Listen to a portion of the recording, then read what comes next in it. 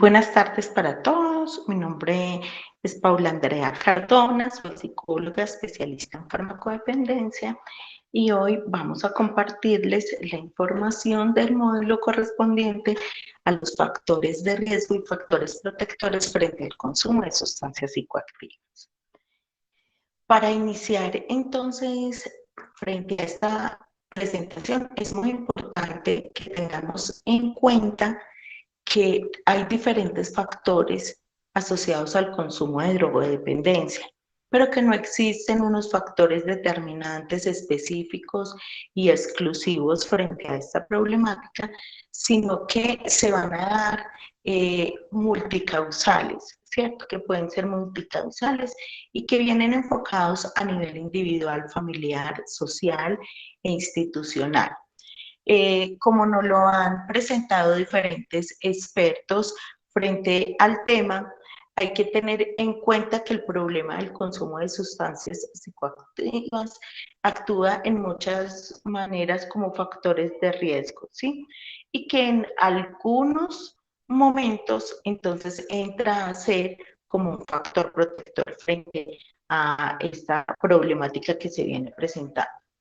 Para poder comprender específicamente qué es un factor de riesgo, entonces aquí vamos a encontrar una de las definiciones que me parece más acorde a nuestro tema, en el cual definen como factor de riesgo las circunstancias, condiciones o características del adolescente que aumentan su probabilidad de incurrir en el uso o abuso de las drogas.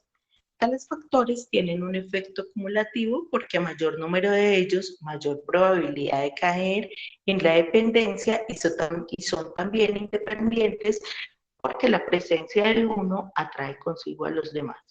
Si bien aquí venimos hablando de la adolescencia y de la juventud, es muy importante que podamos comprender que entonces la definición de adolescente o de adolescencia viene más del verbo adolecer. Y en el verbo adolecer es porque frente a su etapa de riesgo, efectivamente quiere explorar un mundo diferente en el que viene, de su hogar, de su protección, de estar bajo el mando de, y ahora quiere empezar a tomar mayor autonomía y dentro de esa autonomía quiere compartir espacios diferentes que pueden evocar esos factores de riesgo, esas circunstancias diversas a las que se va a presentar y que aquí también es importante identificar que pueden venir con una carga genética, ¿cierto?, de sus padres o sus abuelos que predispongan ese factor de riesgo. Entonces, dentro de esas definiciones de factor de riesgo, también vamos a ver la definición de esos factores protectivos. Aquí nos dice que los factores protectivos no solo pueden reducir la probabilidad del uso de las drogas, sino que también pueden inhibirla, ¿cierto? Y que esos factores protectivos están relacionados con las características que cada uno de nosotros a nivel individual tenemos frente a nuestras actitudes, nuestros pensamientos, las capacidades que podemos empezar a tener frente a la resolución de los conflictos, nuestra autoestima, nuestra autovaloración, las personas que van a nuestro alrededor, esa diferente escala de valores que nos va a ayudar a fortalecer nuestras bases y que se ponen a prueba frente a esa interacción social que venimos dando en nuestro contexto. Entonces, como se los dije, existen factores de riesgo a nivel individual. Vamos a ver dentro del diccionario de la Real Academia de la Lengua. Decimos que la palabra individual hace pertenencia o relativa al individuo y como hace parte de lo propio y característico de alguien. ¿Sí? Entonces, aquí es muy importante que podamos entender de que cada uno de esos seres, así sean formados con la misma carga genética de papá y mamá, ¿cierto? Tienen su individualidad, en su aspecto físico van a ser diferentes, en su aspecto emocional van a ser diferentes, la manera como va a asumir el rol y las diferentes situaciones que se puedan presentar a su alrededor, ¿sí? Entonces, por eso tenemos factores de riesgo individual, que me llegue a entender cómo es mi personalidad, cómo es la manera que yo actúo, cómo es la manera en que yo estoy asumiendo esas normas, esas reglas, esos valores que me han dado, esa interacción frente al otro. Entonces, frente a un ejemplo, podemos ver que si hay dos hermanos con el mismo padre, la misma madre, ¿sí? Uno puede ser muy extrovertido, habla fácilmente, genera relaciones sociales, mientras que puede que su hermano sea totalmente introvertido, le dificulta relacionarse, compartir con los demás, y en alguno de ellos, cualquiera de esas dos maneras de relacionarse puede actuar como un factor de riesgo a nivel individual. Entonces, es por lo tanto que aquí colocamos diferentes factores de riesgo que pueden llevar a nivel individual a que efectivamente entre dentro del mundo del consumo de sustancias psicoactivas. El primero que tenemos es satisfacer la curiosidad sobre el efecto de las drogas. En muchos momentos empiezan a hablar de las drogas y es importante hablar frente a este tema sin necesidad de generar esa curiosidad frente a los efectos que puede producir. Entonces, un adolescente que si bien está pasando por esa etapa de adolecer, de querer salir, de querer probar, de querer mirar unas nuevas experiencias y viene a tener una charla sobre consumo de sustancias psicoactivas, sobre los efectos que le puede producir o sobre los efectos positivos que pueda traer a las drogas, le va a generar esa curiosidad y en vez de generarle un factor protector como se pretende presentar en una charla, va a ser un factor de riesgo. Porque aquí es muy importante que tengamos en cuenta que si las drogas no producieran efectos positivos o efectos agradables para el ser humano, pues uno no serían atractivas y dos no generarían esa dependencia y esas ganas de querer probarlas, conocerlas y poder ir más allá dentro de ese mundo. Entonces hay que ponerle mucha atención a esa curiosidad y poder comprender que tenemos que establecer límites frente a ella. Es decir, puedo tener mucha curiosidad frente a algo, pero no siempre puedo abastecer esa misma curiosidad. Eso es lo que sucede frente al consumo de sustancias. Lo ideal es no abastecer esa curiosidad para pues no generar orgánicamente en alguna respuesta y que dentro de esa respuesta pueda generar una dependencia. El otro es expresar independencia y a veces hostilidad. Hace parte de la etapa y del ciclo vital el querer ser independiente, tomar con mayor certeza sus decisiones, ponerse a prueba dentro de los diferentes espacios, empezar a identificar y a pelear un poco con la norma en el sentido de que quiere colocar sus propias normas, sus propias reglas y quiere abastecerla. Eso hace que entonces entre en una etapa de hostilidad, de diferencia o pelea frente a su grupo familiar, ¿sí? Y que puede colocarlo en riesgo. La otra es adquirir un estado superior de conocimientos o de creatividad. Entonces, buscar nuevas alternativas de saber cómo puedo construir esa nueva droga, qué puedo mirar dentro de ese mundo, esas nuevas relaciones, esos efectos que me pueden generar a mí como tal y que quiero llegar a abastecerlos. Adquirir la sensación de pertenecer a un grupo y de ser aceptado por el otro. En muchas ocasiones, entonces, hablamos de la presión de grupo, pero vendemos la presión del grupo de pronto de una manera en que lo van a hacer de manera negativa. Pero la verdad es que quienes ejercen la mayor presión de grupo son las personas que están a nuestros alrededores, con los que tenemos fines emocionales, nuestro grupo de amigos, nuestro grupo de pares, cuando simplemente nos ofrecen algo y pues yo no quiero ser el único que diga que no, ni quiero ser el único que de pronto no haya probado esta situación, entonces lo hago simplemente por estar ahí, por sentirme bien, por hacer parte de esa experiencia que estamos viviendo todos ahí en los pares, y ahí es donde se coloca en riesgo. Entonces, por eso es muy importante empezar a evaluar, entre comillas, las compañías, ¿cierto? Y no vamos a calificar esas compañías de buenas o malas, simplemente de saber cómo se está desenvolviendo ese grupo de personas y hacia qué riesgos se está enfrentando ese grupo de personas, hacia dónde están buscando tener o búsqueda de alternativas diferentes que le puedan ofrecer mayor placer, mayor emociones, ¿sí? Que puede estarse colocando en riesgo de. Y ahí entonces es donde hablamos de obtener experiencias placenteras y emocionantes, nuevas o peligrosas. Y la otra sería conseguir una sensación de bienestar y tranquilidad y escapar a las situaciones angustiosas de la vida. Aquí es muy importante comprender que nuestro cerebro todo el tiempo está en procesos de aprendizaje, ¿sí?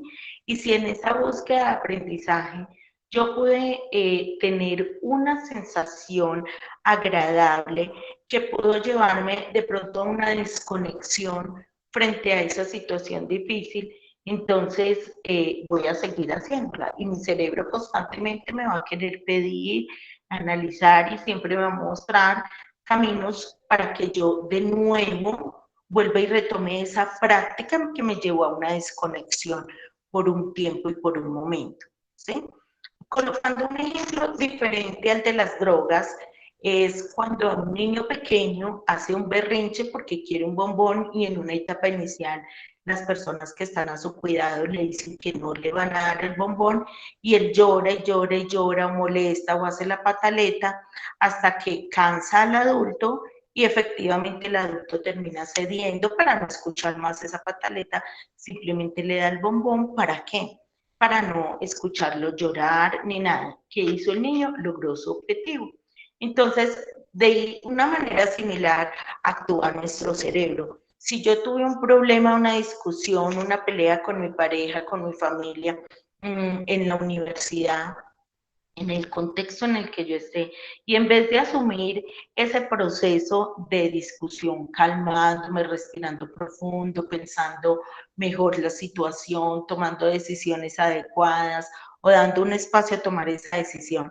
Y efectivamente no hago eso, sino que me voy a un espacio en donde me ofrecen una droga y esa droga hizo que yo me desconectara un momento de esa problemática, de esa situación que estoy viviendo emocionalmente y por la que me estoy viendo afectada, efectivamente el cerebro va a recordar eso. Entonces, cuando tenga un problema, una dificultad, su cerebro siempre va a evocar aquella situación, aquel momento que vivió donde buscó algo diferente y tuvo esa desconexión y su problema, entre comillas, se acabó. Entonces, por eso es importante tener cuidado frente a estos factores de riesgo que a nivel individual entonces nos está colocando. Frente a esos factores protectivos que podemos ver a nivel individual, es supremamente importante comprender cuáles vienen siendo esos factores protectivos, ¿cierto? Y dentro de esos factores protectivos es importante comprender que se está dando el ayudarles a madurar, ¿sí? ¿Y cómo vamos a ayudarles a madurar? Entonces, fomentando la oportunidad de tomar unas decisiones adecuadas en esos diferentes momentos, en esos diferentes espacios, asumiendo la responsabilidad de sus actos. Es decir, si tengo una adecuada conducta, pues obviamente voy a tener un resultado positivo. Pero si estoy teniendo una conducta inadecuada, tengo que asumir la responsabilidad frente a ese conflicto, esa situación que se dé. También hay que fomentar esa autonomía de acuerdo a la edad, es decir, a un chico de 17, 18 años, pues no le puedo colocar grandes autonomías frente a un trabajo, por ejemplo, o a nivel laboral, una carga de profesional, sino que debe ser de acuerdo a la formación con la que viene teniendo esa persona. Generar siempre hábitos saludables es supremamente importante y dentro de los hábitos saludables no siempre estamos hablando de una alimentación adecuada, aunque es muy importante, pero también dentro de estos hábitos contemplamos entonces el hacer ejercicio, la utilización adecuada del tiempo libre, tener tiempos de esparcimiento al aire libre, compartir con la familia, cuidar nuestros propios pensamientos, poder compartir espacios de ocio, ¿sí? Fortalecer cada vez más los hobbies y poder buscar alternativas diferentes frente a los problemas y no evadirlos, porque de alguna manera cuando los evadimos siempre se van a presentar más y más y más fuertes otros, ¿cierto? Entonces, cuando ofrecemos diferentes alternativas frente a ese comportamiento y ese estilo de vida familiar, cada vez estamos nutriendo más nuestros factores protectivos. También es importante transmitir los valores, fortalecerlos que inicialmente se dan en una etapa de familia, ¿cierto? Como es la unión, el respeto, la utilización de un buen vocabulario, la autonomía, la responsabilidad, el cumplimiento frente a las tareas que se encomiendan, la puntualidad, hacen parte de una escala de valores que cada familia debe de ir incorporando y va fortaleciendo en cada uno de sus integrantes, ¿cierto? Y por consiguiente es supremamente importante el humor. Cuando nosotros tenemos espacios en los que estamos felices, contentos, compartimos, grabamos, nos reímos, cada vez podemos sentirnos mejor. Y cerebralmente entonces esto va a tener una descarga adecuada de nuestros neurotransmisores, serotonina y endorfina, pues que nos van a hacer sentir mucho mejor, ¿cierto? Y compartir con amigos, familiares, siempre estar dentro de estos espacios, pero que sean unos espacios que efectivamente nos nutran como ser humanos, ¿cierto? Que nos fortalezcan, que fortalezcamos esas redes que nos van a permitir apoyarnos en los momentos difíciles y podernos acompañar ahí.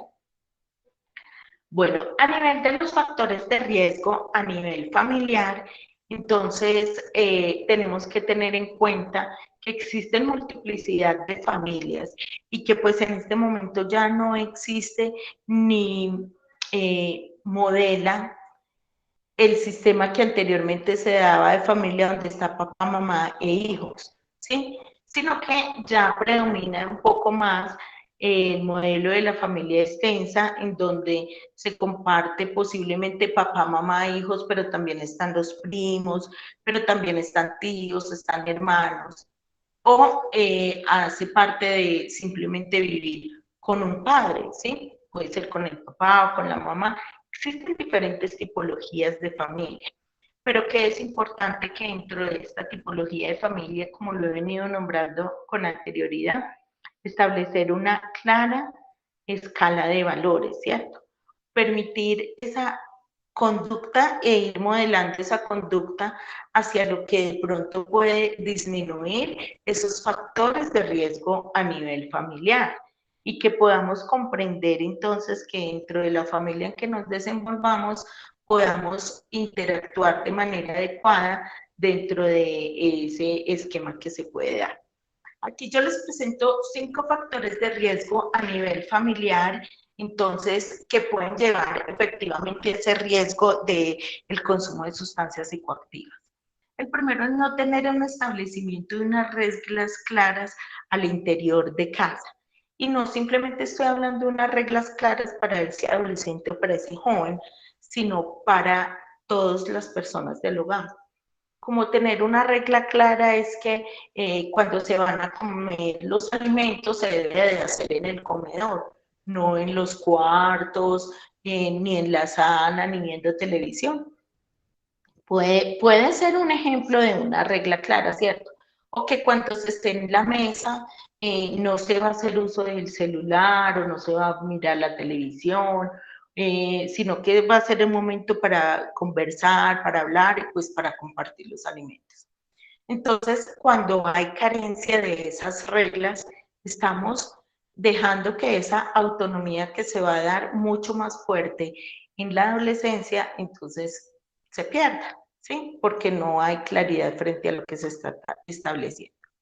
Tener con claridad un modelo de crianza establecido en la familia, es decir, cómo van a ser las normas, quién establece los castigos o las consecuencias negativas que se deben frente a los actos, establecer los horarios de entrada, de salida, las comunicaciones entre todos los miembros de la familia y generar un clima afectivo inadecuado a nivel familiar, pues va a hacer que efectivamente cada vez se genere mayores dificultades cuando simplemente se tiene una interacción para regaños, para castigos.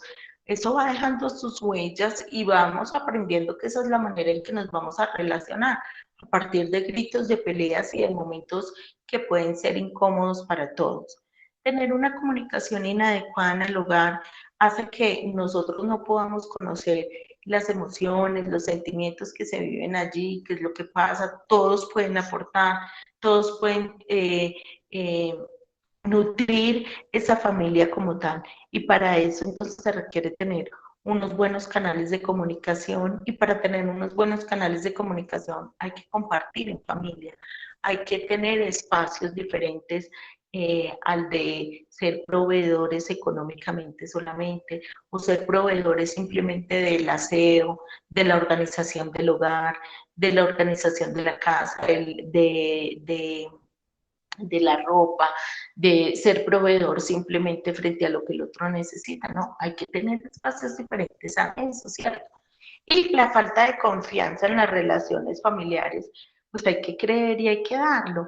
Yo siempre he colocado el ejemplo de que la confianza es una bola de cristal que a uno le entregan en un primer momento, ¿sí? En ese primer momento que usted se conoce, se entrega esa bola de cristal y esa bola de cristal hay que tratarla con mucho cuidado, no se puede apretar fuertemente, pues porque la puedo quebrar, pero tampoco la debo de tener lo más débil posible porque también se puede quebrar, ¿sí? Y entonces hay que ofrecerle que la presión adecuada para cuidarla, más no para dañarla.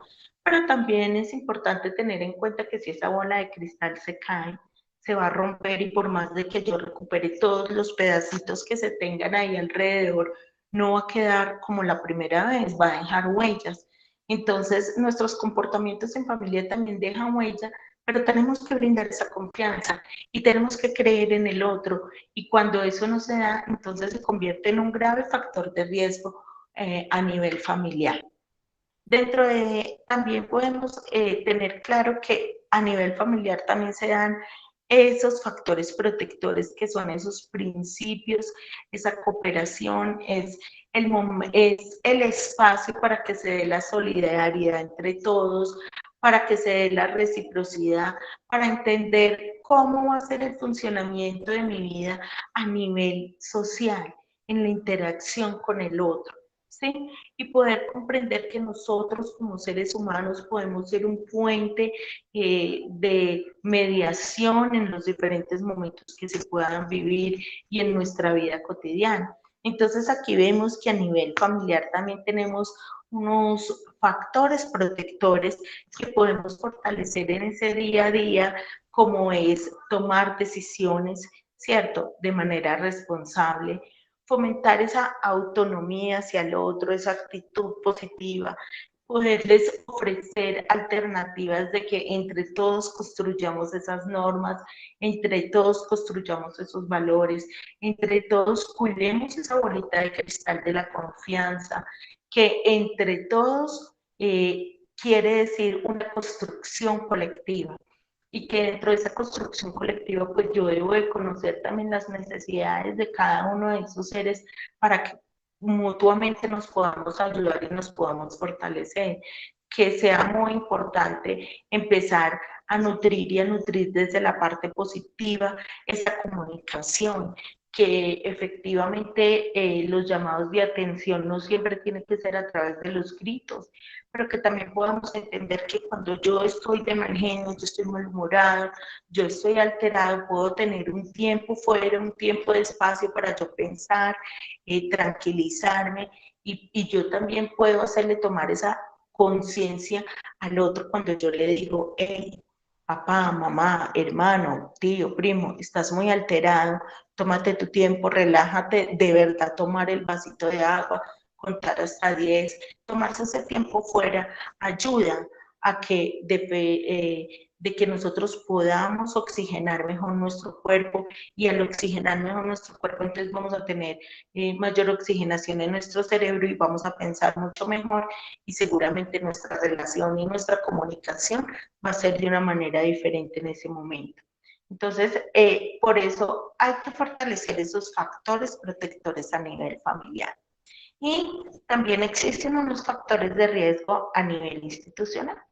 A nivel institucional, entonces, pues que yo sepa, no conozco, ¿sí? La primera institución donde no se dé el consumo de sustancias psicoactivas, donde no se hable de drogas, donde no se lleguen a socializar esas diferentes experiencias frente a esos consumos. Entonces, la institución educativa siempre tendrá un riesgo, ¿cierto? Y ese riesgo es el conocer las diferentes culturas, el conocer las diferentes maneras de asumir las realidades, de identificar esos otros consumos que se pueden dar ahí, pero que de alguna manera esa institución, ¿sí?, tiene un objetivo fundamental con el que se crea, que es la educación, que es poder brindar esos conocimientos que se quieren tener. Entonces hay que hacer brillar más la institucionalidad por por ese objetivo, por esa meta, ¿cierto? Por ese fin que se quiere creer como tal frente a la institución, a los conocimientos, más que a que brillen por los factores de riesgo a nivel institucional. Entonces, como factores de riesgo a nivel institucional, podemos identificar claramente que se puede dar, uno, es un modelo disciplinario, la posición del maestro, cuando nosotros queremos efectivamente poder seguir, poder llegar a modelar a ese docente y pues poder identificar claramente cuáles son sus patrones, si es un patrón que va de acuerdo a la normativa en la que yo vengo, o si es una normativa totalmente abierta y diferente de los demás. Una formación, conocer, un factor de riesgo es poder, cuando se da el desconocimiento frente a ese pensamiento, frente a las drogas, qué piensa la institucionalidad frente a la droga, qué piensa la institucionalidad frente a ese consumo, cómo lo está asumiendo, si quiere evadirlo por completo, si quiere que no se hable de esa situación a nivel institucional, o si por el contrario asume esa posición y puede identificar con claridad y interviene en ese proceso de consumo que se está dando a nivel institucional, ¿sí? El otro es la actitud del profesor o profesora, que repercute de una manera decisiva en la formación del autoconcepto del alumnado y por lo tanto de su autoestima, la manera como yo me relaciono. Y aquí es muy importante poder identificar de pronto un modelo muy antiguo de enseñanza en donde quieren hacerlo frente al contrario. Entonces yo le digo que usted es muy bruto, para que yo lo motive a usted a demostrarme que usted no es bruto, ¿cierto? Es un modelo que ya no se utiliza, es un modelo que podemos identificar que por el contrario atenta contra la autoestima y no se logra el objetivo como tal. Entonces, es también poder llevar a que esos modelos, frente a que algunos docentes utilizan, sacarlos de ahí porque los coloca en riesgo, ¿sí? Estoy llevando a que se genere un pensamiento erróneo frente o que se atente directamente contra la autoestima de pronto del estudiante. el déficit de áreas y alternativas recreativas y culturales, entender que la universidad no solo se viene a estudiar a un aula, a comprender, sino que aquí también podemos ver espacios de formación, de recreación, de esparcimiento, de compartir con los demás. Y entonces cuando esos espacios no se dan, entonces ahí es donde se piensan en las diferentes alternativas de la utilización de un inadecuado uso del tiempo libre. El desempeño académico, cuando venimos de derrota en derrota, entonces colocan en riesgo frente al consumo de sustancias psicoactivas. Y como lo había dicho anteriormente, pues la falta de establecimiento de normas y de reglas a nivel institucional frente a la ausencia de esas situaciones que se vienen dando. Dentro de los factores protectores institucionales, entonces podemos evaluar de que es supremamente importante educar y hablar frente a las drogas. Como se los dije ahora, no evadirlas, efectivamente reconocer cuál es la situación de consumo que se está dando a nivel institucional, cuáles son las drogas, quiénes son los que consumen, y no simplemente para tacharlos, no, es para que efectivamente podamos intervenir frente a esto y que no se pierda ese objetivo de entrar a la institución, que es culminar ese proyecto educativo dentro de los tiempos establecidos. Entonces, hacer un seguimiento a las personas que consumen, que de pronto empiezan a bajar su rendimiento académico. Y esto, en vez de actuar como factor de riesgo, va a empezar a actuar como un factor protector que va a fortalecer esas relaciones institución-alumno, ¿sí? El desarrollar y mantener una cultura, ¿cierto?, de abstinencia, el poder permitir esos usos funcionales y no llevar a que ese estudiante cada vez se hunda más dentro de ese consumo, no, por el contrario, que podamos ofrecer diferentes alternativas, no solamente de tratamiento, sino de que él efectivamente, como lo dije, termine su proyecto educativo como tal, ¿sí? Y que si ya su decisión es de abandonar la sustancia, que sea de él, que nazca de él, o que si va a continuar con su consumo, pues que siga con su consumo, pero que no pierda su funcionalidad, su camino, su construcción de su proyecto de vida, ¿sí? Es importante también empezar a reconocer y fortalecer esa autoestima. Es algo supremamente motivacional cuando usted le hacen un reconocimiento, ante el esfuerzo académico que usted hace ante un trabajo, ante un parcial, ante una muy buena exposición, y es muy satisfactorio cuando hay ese reconocimiento y que ese reconocimiento se hace en público y se fortalecen esas capacidades individuales, va a nutrir y va a actuar como factor protector, ¿cierto? Siempre hay que valorar entonces la salud, cuál es el estilo de vida que está llevando esa persona, si está cuidando su salud física. Y existen unos factores de riesgo a nivel social. Dentro de eso no lo podemos olvidar porque en todo el tiempo que hemos hablado, si bien hemos mirado una esfera de cosas individuales, no somos seres aislados, pertenecemos a una sociedad, en todo el tiempo nos estamos relacionando con los demás. Entonces, por eso es supremamente importante que nos relacionemos con el otro, que entendamos cuáles son esos factores de riesgo que el otro me está colocando a mí. Y para ello es importante tener yo supremamente claro y poder identificar cuáles son esos riesgos que yo tengo y cuáles son esos riesgos y esas situaciones sociales que me van a llevar a mí a colocar en riesgo frente al proceso de socialización. Entonces, el tiempo de ocio, la utilización inadecuada de ese tiempo de ocio cuando no sé qué hacer, tengo clase de 2 a 4 y luego a las 5, ¿y qué hago de 4 a 5? Y no tengo entonces espacios de diversión. ¿Qué hago? Y solamente otro viene y me ofrece, venga, tengamos un consumo, venga, le muestro esta sustancia, venga, pruebe esta nueva alternativa, pues se convierte en un factor de riesgo. El inadecuado manejo de la libertad, ¿cierto? Y la libertad entendiendo como la capacidad de yo decidir qué hacer frente a mi conducta, pero también asumir las consecuencias que genera mi conducta, comprender que mi comportamiento va a afectar a un alrededor, ¿cierto? Va a afectar y va a radiar a las personas que están cerca a mí. Entonces ahí es donde yo tengo que evaluar y tener claro ese concepto de libertad, ¿sí? Empezar a asumir esas normas grupales de que en tal momento vamos a hacer este consumo y que se invierte a nivel grupal, entonces es un factor de grupo. Como lo decía ahora, entonces esa presión de grupo se hace a través de los pares y poder identificar que a nivel social puede haber qué disponibilidad de drogas hay alrededor para poder conocer qué es lo que se da.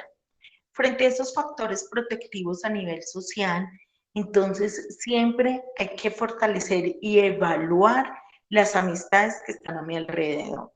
Si esas amistades tienen una escala de valores similar a la mía o una escala de valores totalmente diferente a la mía, y que yo de ahí pueda decir, bueno, entonces con estos grupos, si me relaciono con estas personas, voy a nutrirme más como persona o empiezo a tener dificultades, problemas, aunque sean pequeñas en las relaciones con los demás, ¿sí? Tener claro qué voy a hacer, de tener claro los hobbies para hacer una utilización adecuada de ese tiempo libre, ¿cierto? En poder empezar a evaluar esos espacios de consumo. Si realmente yo vengo a la institución a tener mayor tiempo, a pasar mayor tiempo en espacios de consumo o a pasar mayor tiempo en espacios de educación, de clases, de prácticas de lectura, de investigación, de hacer trabajos y poder empezar a colocar eso en una balanza y poder identificar qué lado pesa más, ¿sí? Si esos espacios de consumo o esos espacios de protección de lo que realmente empiezo a tener. Y fomentar el autocontrol. El autocontrol es básico y es empezar a tomar conciencia de qué es lo que yo quiero y a qué es lo que le tengo que colocar toda la energía, toda la fuerza para poder lograr ese espacio real de formación académica en la que venimos, ¿sí? Entonces, para concluir, es muy importante que podamos entender que dentro de esas conclusiones que tenemos es que el adolescente siempre se va a encontrar dentro de una vida cotidiana con el alcohol y con todas las drogas, ¿cierto? Pero que es cada uno de nosotros quien decide si consume o no consume, ¿sí? Y en qué medida lo voy a hacer. Si voy a tener un alto consumo hasta la embriaguez o si simplemente voy a consumir hasta desinhibirme un poco y pasarla bien y pasarla rico en la fiesta y saber que voy a llegar a casa bien y que me voy a reír y que me la voy a gozar toda, ¿cierto? Que estamos ante un nuevo estilo de ser joven, hasta ahora inexistentes en aspectos como el ocio, el uso del tiempo libre, el consumo de alcohol y drogas. Cada día salen muchas más drogas, cada día hay mezclas diferentes, pero entonces también que la exposición a eso pues me va a traer factores de riesgo a mi vida y me va a traer consecuencias. Tener clarísimo ese proyecto de vida y que para lograr ese proyecto de vida todos los días tengo que hacer acciones para irlo logrando. Todos los días tengo que escalar, todos los días tengo que conectarme a las clases, hacer los trabajos, presentar las exposiciones, presentar los exámenes para ganar el semestre. En la medida en que yo gane cada vez más los semestres, pues me voy a graduar y voy a lograr ser profesional. Otra de las conclusiones es que los consumos de sustancias se están convirtiendo en un fenómeno habitual con una cierta normalización de algunos de ellos, como por ejemplo el alcohol el fin de semana. Entonces, comprender de que las drogas están, estuvieron y van a estar presentes y que cada vez va a haber una oferta cada vez más grande y de diferentes sustancias, pero que por lo tanto entonces no lo vamos a normalizar, no lo vamos a normalizar, comprendiendo de que no puede ser algo cotidiano dentro de mi vida, ¿sí? Por tu parte, se ha incrementado la permisividad social ante este problema. Por otra, surge un sentimiento de impotencia para atajar los problemas que producen. Por ejemplo, las borracheras, los accidentes de tráfico, la mortalidad y los problemas familiares. Eso es algo que todos los días tenemos y que todos los días vemos en los espacios, en las noticias, en la cotidianidad de nuestra vida, ¿sí? Los problemas familiares cuando hay una persona que es consumidora a nivel de familia, irradia y permea a los demás, pero también entonces el consumo desmedido de alcohol, ¿sí? Que lleva a las riñas, a las peleas, a las muertes, a los accidentes, y que eso hace parte de las noticias de nuestro día a día, pero porque son día a día no los podemos normalizar. Entonces, la invitación a esto es que podamos hacer una autoevaluación y poder mirar qué tantos factores de riesgo tenemos o qué tantos factores protectivos tenemos. Y pues la idea es que dentro de esa balanza pesen mucho más los factores protectivos para que realmente puedan cumplir el objetivo que es graduarse como profesionales dentro del tiempo establecido en la institución educativa, en nuestro caso, en la Universidad de Kansas. Muchísimas gracias por ofrecernos este espacio, por escucharnos, por estudiar y por interesarse dentro de este tema que cada día lo tenemos que tener presente muchísimo más. Una feliz tarde para todos y que tengan un muy buen aprendizaje.